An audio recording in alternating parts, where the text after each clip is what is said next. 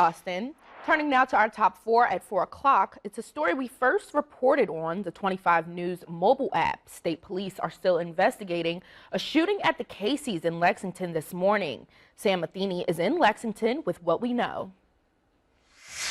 Very few details have been released at this time. As you mentioned, there was a shooting that happened at the Casey's just off Interstate 55 here in Lexington. Troopers say a suspect was injured, but there has been no word on what their condition is.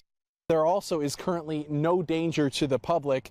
Roads leading to the Casey's have been closed all day, with troopers and officers setting up a barricade at the intersection of Route 8 and Route 23, which is just about half a mile away from the store. We were able to get drone video of the area. The exit ramps from Interstate 55 to Lexington have also been closed to traffic all day. Drivers are being told to find alternative routes.